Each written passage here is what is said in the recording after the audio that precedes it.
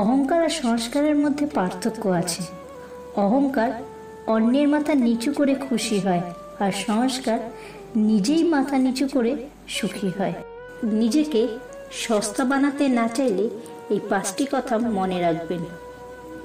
Number 1, গায়ে পড়ে কারোর উপকার করতে যাবেন না। গায়ে পড়ে উপকার করলে বেশিরভাগ মানুষই ভাববে আপনি কোনো উদ্দেশ্য হাসিল করতে বা নিজের স্বার্থ রক্ষা করার জন্য উপকার করছেন। 2, ডাকলেই আমি হাজির এই মনোভাব ত্যাগ করুন। সবসময় কাউকে দ্রুত রেসপন্স করলে বা কেউ একটু ডাকলে বান্দা হাজির, এই ধরনের উদারতাকে বেশিরভাগ মানুষই ভুলভাবে ব্যাখ্যা করে। তাই সবসময় সবার জন্য অ্যাভেলেবেল হয়ে যাবেন না।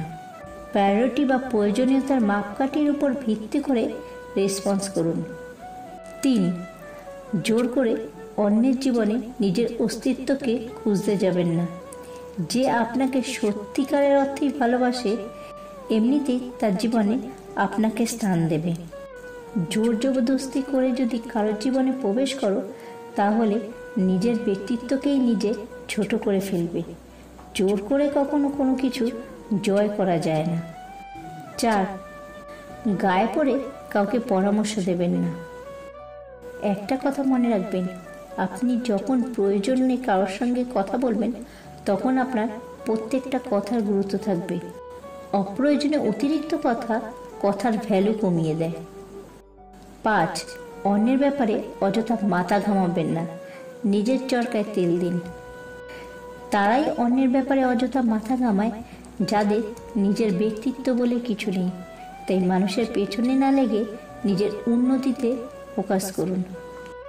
মনে রেখো, শুধুমাত্র বোঝানোর দ্বারা যদি খারাপ মানুষদের বদলানো যেত তাহলে বাঁশি বাজানো প্রেমের মানুষটি কখনোই মহাভারত শুরুই হতে দিতেন না।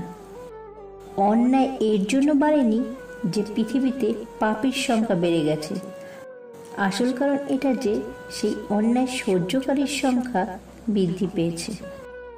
কোনো ব্যক্তির সরল মনোভাব কখনোই তার দুর্বলতা নেই, এটি একটি সুন্দর স্বভাব যা একটি উন্নত মনের পরিচয় বহন করে।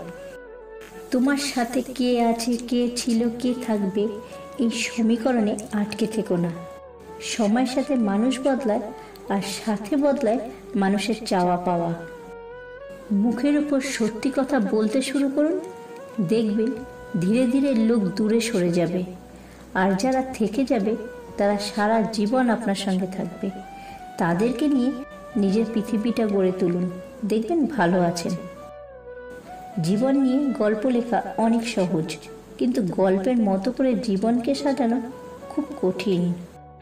পৃথিবীর প্রত্যেকটি মানুষই একদিন পরিবর্তন হয়ে যায়, কেউ সাফল্যের অহংকারে আর কেউ ব্যর্থতার কষ্টে। নিজের আত্মসম্মানকে কারোর জন্য বিসর্জন দেওয়ার চেয়ে একা থাকা অনেক ভালো, কারণ এই শহরে কেউ কাউকে বোঝে না।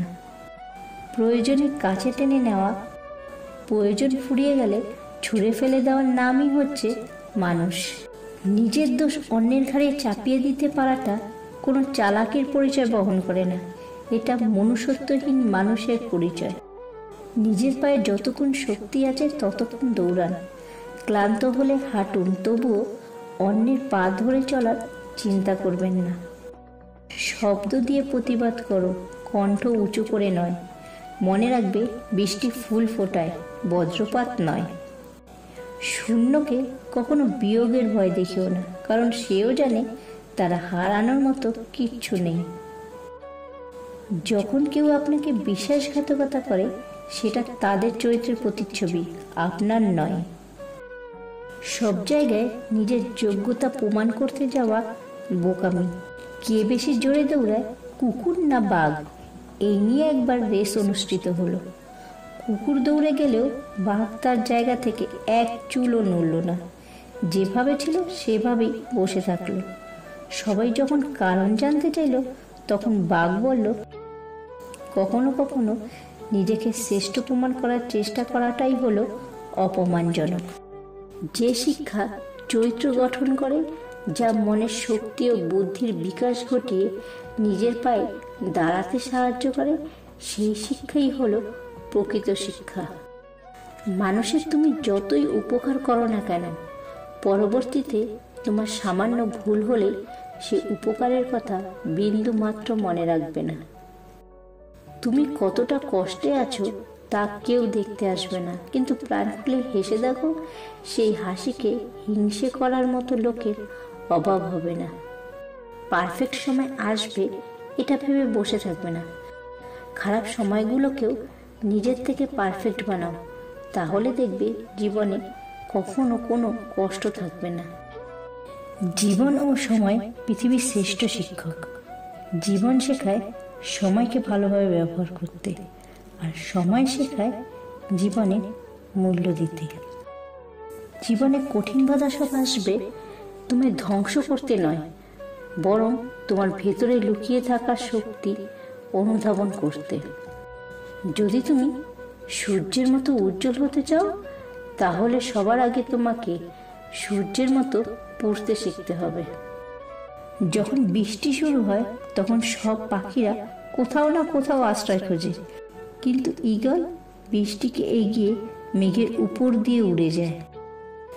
যদি তুমি তোমার কাজকে স্যালুট করো, তাহলে তোমাকে আর কাউকে স্যালুট করতে হবে না। কিন্তু যদি তুমি তোমার কাজকে অসম্মান করো, ফাঁকি দাও কিংবা অমর্যাদা করো, তাহলেই কিন্তু তোমাকে সবাইকে স্যালুট করে যেতে হবে। আমাদের কখনোই হাল ছেড়ে দেওয়া উচিত নয়, বরং সর্বদা কোনো বাধা যাতে আমাদের পরাজিত করতে না পারে তার জন্য প্রস্তুত থাকা।